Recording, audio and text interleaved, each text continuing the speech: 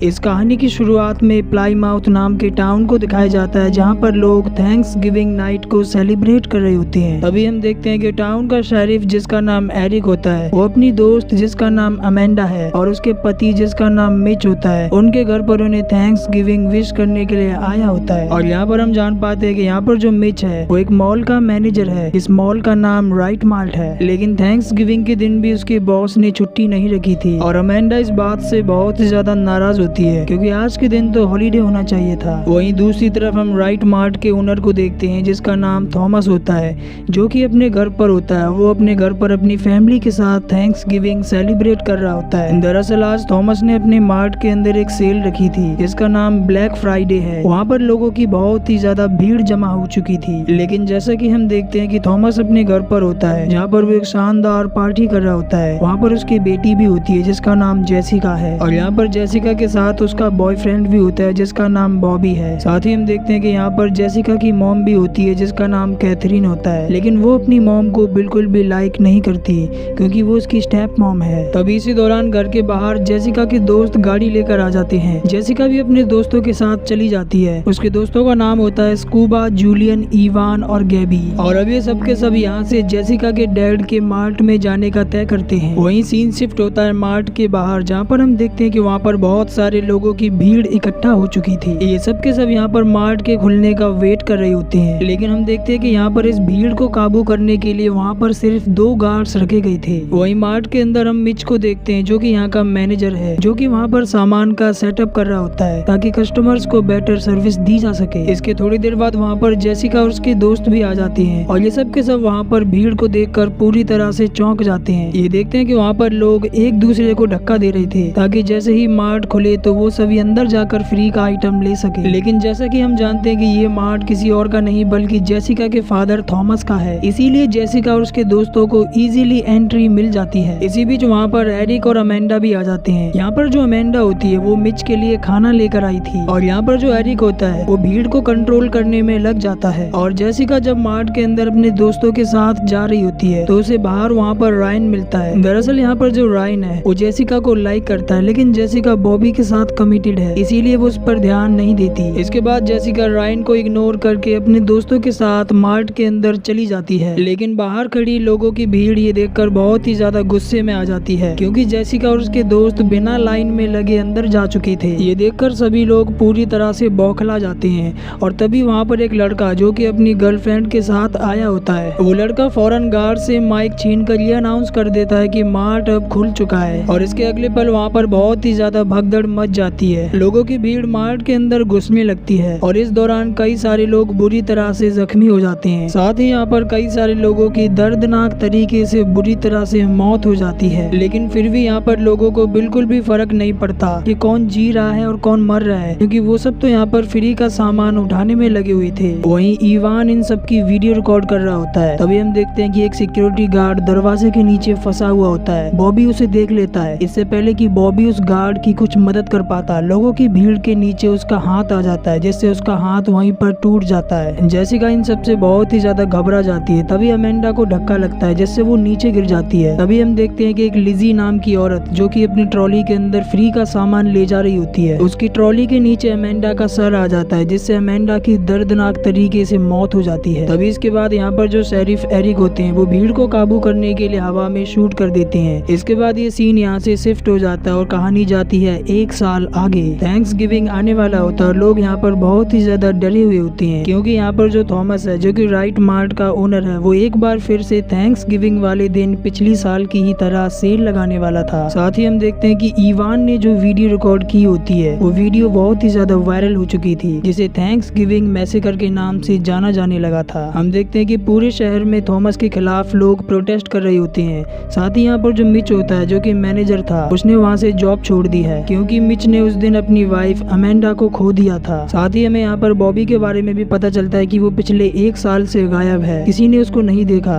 हम जान पाते हैं कि बॉबी एक बेसबॉल प्लेयर था। उसका ड्रीम था कि वो एक अच्छा खिलाड़ी बने, लेकिन उस दिन उसका हाथ टूट गया जिसके चलते वो कभी खेल ही नहीं पाया। इसके बाद हमें थॉमस की बेटी जेसिका को दिखाया जाता है जो कि अपनी दोस्त के साथ थैंक्स गिविंग फेयर में होती है। यहाँ पर हम जान पाते हैं कि पिछले 1 साल से बॉबी गायब था, इसीलिए यहाँ पर जो रायन होता है वो अब जेसिका का बॉयफ्रेंड बन चुका था। इसके बाद हम लिजी को देखते हैं जो कि उस रात भीड़ के अंदर शामिल थी और अब यहाँ पर जो लिजी है वो एक रेस्टोरेंट के अंदर वेट्रेस की जॉब करती है। तभी वहाँ पर शेरिफ एरिक अपनी डेप्यूटी के साथ आ जाता है जहाँ पर जॉन कार्वर का मास्क रखा होता है। लिजी एरिक को बताती है कि ये मास्क किसी और का नहीं बल्कि जॉन कार्वर का है जो कि इस टाउन के पहले गवर्नर थे, इसीलिए लोग उनकी याद में थैंक्स गिविंग मनाते हैं और उनका मास्क पहनकर घूमते हैं। इसके बाद हम दूसरी तरफ थॉमस को देखते हैं जो कि राइट मार्ट के लिए एक कमर्शियल एड शूट करने वाला था, लेकिन जैसे ही वो वहाँ पर पहुँचता है वो देखता है कि वहाँ पर किसी ने बुरी तरह से तोड़ फोड़ कर दी है। साथ ही वो देखता है कि वहाँ पर दीवार पर किसी ने राइट मार्ट की जगह फाइट मार्ट लिख दिया होता है। जेसिका अपने डैड को समझाने की बहुत कोशिश करती है कि इस बार मॉल की ओपनिंग ना की जाए क्योंकि पिछली बार वहाँ पर बहुत बड़ा मैसेकर हो गया था और ये करना बिल्कुल भी ठीक नहीं होगा। इसके बाद जब जेसिका अपने दोस्तों के साथ रेस्टोरेंट के अंदर होती है तो इन सब के फोन के अंदर सेम नोटिफिकेशन आता है। ये देखते हैं कि किसी अननोन अकाउंट ने एक पोस्ट के अंदर इन सबको टैग किया होता है, लेकिन इन सबको लगता है कि शायद कोई इनके साथ मजाक कर रहा है, इसीलिए ये सब के सब इस बात पर ज्यादा ध्यान नहीं देते। तभी इसी दौरान जेसिका बाहर एक आदमी को देखती है जिसने जॉन कार्वर का मास्क पहना हुआ था। इससे पहले कि जेसिका कुछ कर पाती है अचानक से वो आदमी वहाँ से गायब हो जाता है। इसके बाद ये सीन शिफ्ट होता है एक खुफिया जगह पर जहाँ पर हम देखते हैं कि एक अनजान आदमी जिसने जॉन कार्वर का मास्क पहना हुआ होता है वो एक कुल्हाड़ी पर बैठा हुआ धार लगा रहा होता है। वहीं रात को जब लिजी होटल को बंद कर रही होती तभी वहाँ पर वो आदमी आ जाता है जिसने जॉन कार्वर का मास्क पहना होता है और वो आदमी सीधा लिजी पर हमला करके उसे बुरी तरह से जख्मी कर देता है। इसके बाद वो किलर अपनी कुल्हाड़ी लेने के लिए जाता है ताकि वो लिजी को मार सके, लेकिन उससे पहले लिजी वहाँ से अपनी जान बचाकर भागने लगती है। लिजी बाहर आती है जहाँ पर उसे डस्टबिन दिखती है, वो उस डस्टबिन के अंदर छिपना चाहती है लेकिन तभी वो किलर कार से लिजी को हिट कर देता है जिससे लिजी की बॉडी के 2 हिस्से हो जाते हैं। इसके बाद वो किलर उसकी बॉडी का एक हिस्सा राइट मार्ट की बिल्डिंग पर लटका देता है। अगली सुबह वहाँ पर पुलिस वाले इन्वेस्टिगेशन के लिए पहुँच जाते हैं और वो सीसीटीवी के अंदर एक आदमी को देखते हैं जिसने जॉन कार्वर का मास्क पहना होता है, लेकिन इस तरह का मास्क वहाँ पर बहुत सारे लोग पहना करते थे। इसके चलते पुलिस वालों को पता नहीं चलता कि वो आदमी आखिर है कौन। वहीं जेसिका और उसके दोस्तों को फिर से उसी अननोन अकाउंट के जरिए एक पोस्ट में टैग किया जाता है जिस पोस्ट के अंदर लिजी का आधा सर रखा हुआ होता है। ये देखकर जेसिका और उसके दोस्तों के बुरी तरह से होश उड़ जाते हैं। जेसिका अपने डैड थॉमस को फोन करती है और उनसे कहती है कि अब तो आपको मार्ट को बिल्कुल भी नहीं खोलना चाहिए, लेकिन थॉमस उसकी बात को पूरी तरह से इग्नोर कर देता है। उसका मानना था कि वो मार्ट को खोल कर रहेगा चाहे इसके लिए उसे एक्स्ट्रा सिक्योरिटी क्यों ना रखनी पड़े। इसके बाद जेसिका और उसके दोस्त ये सब के सब पुलिस स्टेशन आ जाते हैं जहाँ पर शेरिफ एरिक इन लोगों से इन्वेस्टिगेशन करते हैं, उनसे पूछताछ करते हैं। यहाँ पर ये लोग इतना तो समझ जाते हैं कि वो किलर यानी कि वो अनजान आदमी उन लोगों को अपना शिकार बना रहा है जो उस रात उस मैसेकर के अंदर शामिल थे। शेरिफ एरिक जेसिका से कहते हैं कि हमें अभी तक भी नहीं पता चला कि वो आदमी आखिरकार है कौन, इसीलिए तुम्हें हमें उस दिन की यानी कि उस मैसेकर की सीसीटीवी फुटेज हमें देनी होंगी ताकि हमें पता चल सके कि किस किस की जान को खतरा है और शायद वो सीसीटीवी फुटेज तुम्हारे डैड यानी कि थॉमस के पास होंगी। और यहाँ पर जो जेसिका होती है वो इस बात के लिए पूरी तरह से सहमत हो जाती है। इसके बाद पुलिस स्टेशन के बाहर जेसिका को बॉबी मिलता है जो कि पूरा 1 साल के बाद उससे मिलने के लिए आया था। जेसिका बॉबी को बताती है कि हम सब की जान को खतरा है, इसीलिए हम सबको एक साथ रहना होगा। वहीं दूसरी तरफ हम मार्ट के दूसरे सिक्योरिटी गार्ड को देखते हैं जो कि मैसेकर वाले दिन भीड़ को देखकर वहाँ से भाग गया था। हम देखते हैं कि वो गार्ड अपने घर पर होता है जो कि कहीं पर जाने की तैयारी कर रहा होता है, लेकिन तभी अचानक से उसके पीछे से वही किलर आ जाता है और वो किलर एक वायर से उसका सर धड़ से अलग करके उसे बुरी तरह से मार देता है। इसके बाद वो किलर फिर से जेसिका और उसके दोस्तों को एक पोस्ट के अंदर ऐड करता है और यहाँ पर हम देखते हैं कि वो किलर जॉन कार्वर के नाम का अकाउंट यूज कर रहा होता है। जेसिका को यहाँ पर कुछ भी समझ में नहीं आता, इसीलिए वो शेरिफ एरिक को इसके बारे में आगाह करती है, लेकिन काफी इन्वेस्टिगेशन के बाद भी पुलिस वालों को ये पता नहीं चलता कि आखिर वो किलर है कौन। इसके बाद हम देखते हैं कि जेसिका अपने डैड थॉमस के लैपटॉप से मैसेकर वाली सीक्रेट वीडियो फुटेजेस को चुरा लेती है। इसके बाद वो बॉबी के साथ पुलिस स्टेशन जाकर उन फुटेजेस को एरिक को दे देती है। शेरिफ एरिक को वीडियो फुटेजेस के जरिए पता चलता है कि यहाँ पर जो रायन है वो एक मरने वाले सिक्योरिटी गार्ड को पहले से ही जानता था। साथ ही फुटेजेस में वो आदमी भी अपनी गर्लफ्रेंड के साथ होता है जिसने भीड़ को भड़काया था। इसके बाद कॉलेज में अगले दिन जेसिका और उसके दोस्त डिस्कस कर रहे होते हैं कि आखिर किलर कौन हो सकता है। जेसिका को यहाँ पर रायन और बॉबी इन दोनों पर शक होता है। रायन पर इसीलिए क्योंकि वो मरने वाले सिक्योरिटी गार्ड को पहले से ही जानता था और बॉबी पर इसीलिए क्योंकि वो काफी समय से गायब था।